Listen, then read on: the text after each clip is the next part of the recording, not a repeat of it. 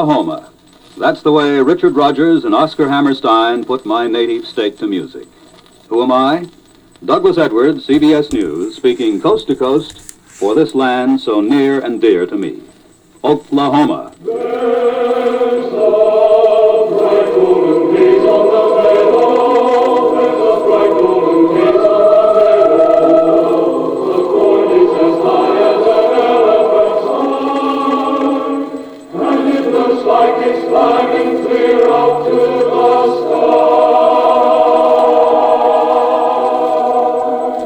Sometimes I wonder about those songs. How could Rodgers and Hammerstein capture the spirit of a state so well? There's more to it than catchy tunes and clever lyrics. Maybe it's because Lynn Riggs wrote the book, and Lynn was Oklahoma born and bred. He understood how Oklahomans feel. There's something about the state that makes you want to sing. It takes hold of you. No matter how far you go, or how many years you stay away, you never forget it. I know. I was born in Ada, Oklahoma, and today all I have to do is think about those rolling hills, and I want to cut loose. Oh, what a beautiful morning, oh, what a beautiful day. I've got a beautiful feeling, everything's going my way.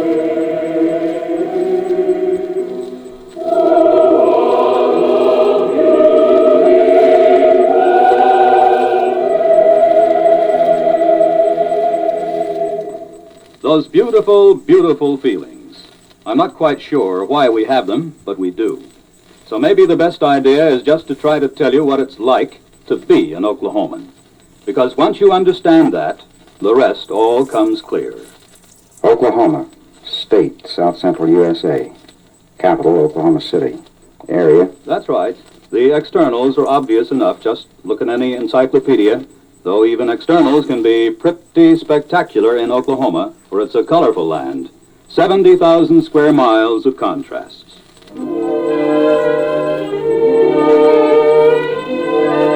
It stretches from Missouri and Arkansas on the east, westward to New Mexico and Texas.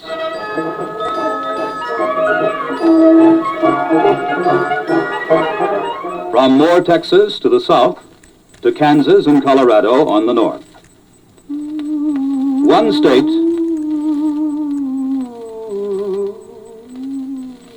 where the people live fully and in freedom. Close enough to the soil to love the farms and ranches, yet shrewd enough and practical enough to make big business out of farming and ranching.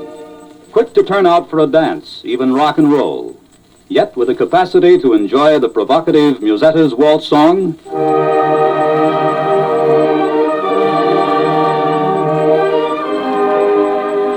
Or to be enthralled by Beethoven's Ninth. Neighborly enough to step right up and call you by your first name.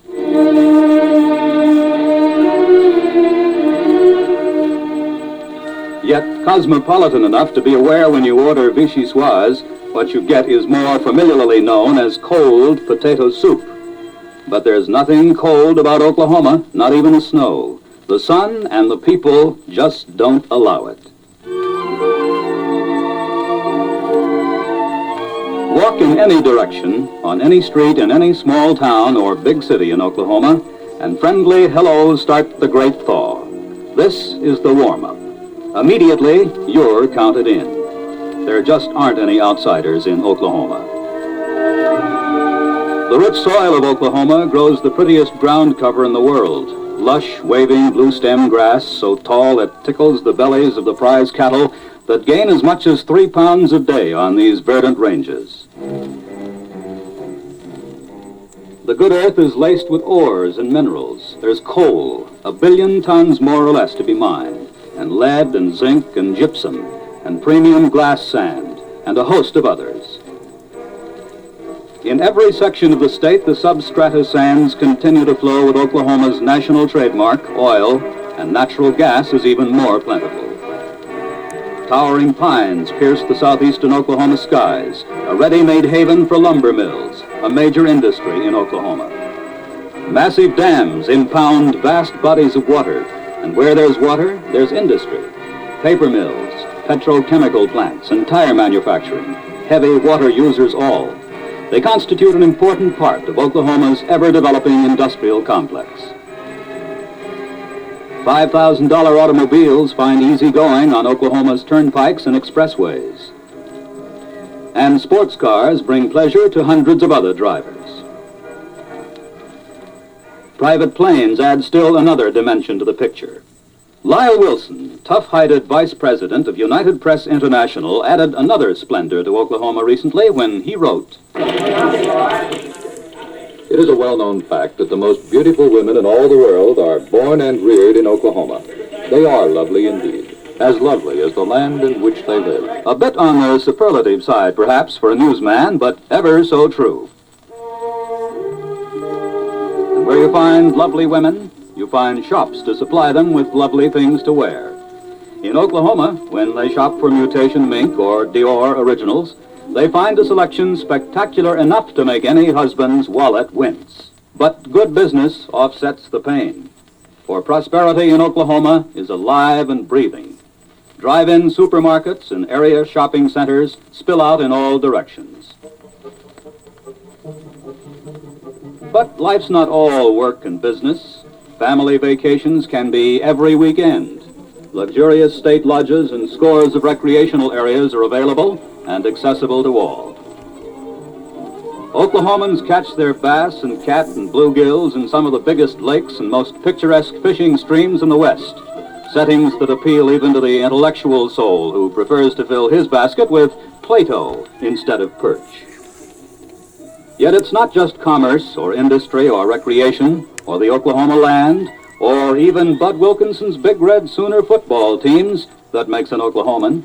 No, you have to dig deeper than that, down to bedrock, down to the twisted strands and cross currents of life that meet here, north and south, businessman and worker, farmer and cowman. Oh, the farmer and the cowman should be friends.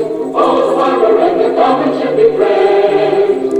One man likes to push a plow, the other likes to chase a cow. That's no reason why they can't be friends. A simple lesson in coexistence, too practical for the world to heed, but solid all the way for Oklahomans. One man likes to push a plow, the other likes to chase a cow. That's no reason why they can't be friends. But that's no reason why they can't be friends. What would we ever do without Mr. Rogers and Mr. Hammerstein?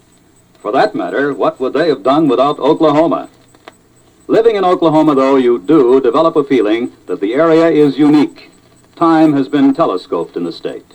You stand on ground where past and future meet, and there's room for all in this melded contrast of nature's abundance, and the giver is not forgotten. I believe in God the Father Almighty, maker of heaven and earth. Almighty, portraits on God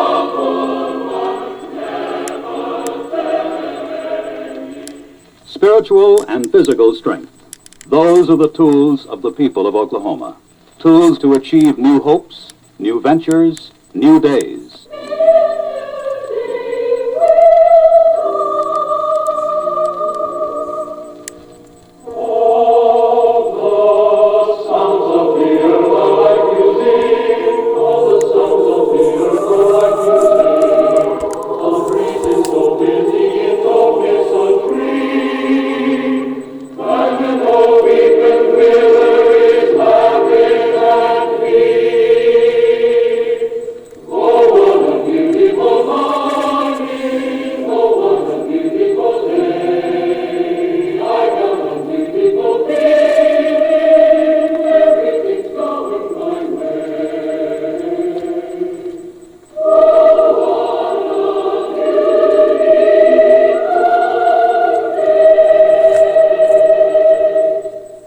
It's as if Oklahoma had somehow given birth to a new breed of people, a proud breed, a courageous breed. For no matter what the odds against them, they never seem to be afraid to try. If they want something, they go after it. As one of them once said, it doesn't matter who you know or don't know or where your family comes from. I'd like to teach you all a little saying, and learn your words by heart the way you should. I don't say I know better than anybody else, but I'll be everybody just as good. I don't say I know better than that proud self-reliance, that brings us close to the heart of being an Oklahoman. Because Oklahomans not only are willing to make their own way, they expect to and want to. The way the old-timers say it, they stomp their own snakes. And remarkably enough, it seems to be an infectious attitude, one that grows in the people who come here from other areas. Before I moved to Oklahoma, well, every day I had the feeling that I'd died a little. Being an executive only made it worse. Oklahoma taught me how to get excited about living. I've done so many things I never even dreamed of doing. Learning to play the organ, working with crippled children, doing a series of public service TV shows, even running for public office. I don't know what it is about this state, but well, you feel freer, younger, more alive. Plenty of hair and plenty of room, plenty of heart and plenty of hope. Oh, what a beautiful morning, oh, what a beautiful day. I've got a beautiful feeling, everything's going my way. Being alive, being aware. To a lot of us, that's the spirit of Oklahoma. And today, in a young man, J. Howard Edmondson, Oklahoma has a governor who personifies the spirit and drive to face new ventures and new days. Speaking to you now is Governor Edmondson. Thank you, Douglas Edwards. You know your home state well, and your descriptions of our new Oklahoma outline vividly the pattern of progress we are dedicated to following. For we feel sincerely that Oklahoma is on the march. In the short half-century of our statehood, we have always looked to the development of our future. Our people, our communities, and our laws have been dedicated to preparing a climate of growth. Through the enthusiasm, the technological knowledge, and the pride in achievement, we have built metropolitan communities like Tulsa, a city renowned throughout the world as a beauty spot, and Oklahoma City, our state's capital. We find here a people whose advanced architectural achievements are models for the world. And these things are true of our other cities and our towns that depend upon our great agricultural industry. When you consider our state's government, you must first notice that we are a state that, operating without a deficit, has held the line on taxes in a period when increases are the rule. Through modern governmental management, through the economies affected by keeping legislative pace with the time in Oklahoma, we have a government that extends a strong right hand to industry. I want, on behalf of the official family of Oklahoma, to extend a personal welcome to you, your industry, and to those Americans who would like to come and enjoy Oklahoma with us. Thank you, Governor Edmondson. This is Douglas Edwards, CBS News, joining the Oklahoma City University Surrey Singers in saying of my native state, you're doing fine, Oklahoma. You're doing fine, Oklahoma,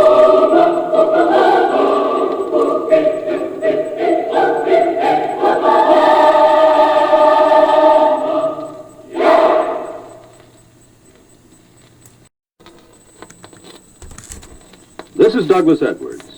For nearly half the years of its life, Oklahoma has gained world appreciation for the music of its Oklahoma City Symphony Orchestra. For the past 10 years, the orchestra has been heard during the winter season on its own regular weekly coast-to-coast radio broadcast in the United States and Canada, and worldwide through the Voice of America and the Armed Forces Radio Network. In cooperation with the American Federation of Musicians, this special concert is presented for your pleasure by the orchestra, Guy Fraser Harrison conducting. Here is Dr. Harrison. The Oklahoma City Symphony Orchestra commences its program with a performance of the Overture to Ruslan and Ludmilla by Mikhail Glinka. Replete with ingredients such as a sleeping princess, her rescuing prince, a dwarf, a wizard, and a bevy of sirens. The great vivacity and gaiety. Its material is drawn mostly from the final scenes of the opera. The Overture to Ruslan and Ludmilla by Mikhail Glinka.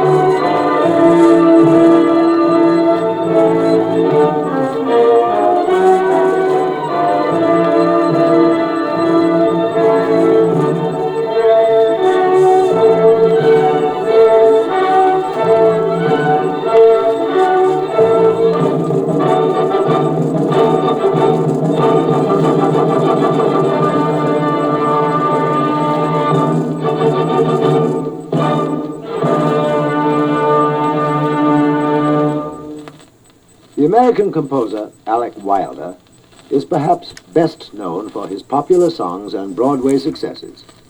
He has also to his credit a number of short orchestral works that are both piquant and provocative. With Catherine Dufford-Paulou, first oboist of this orchestra, as soloist, we play one of these for you now. Air for Oboe and Strings by Alec Wilder.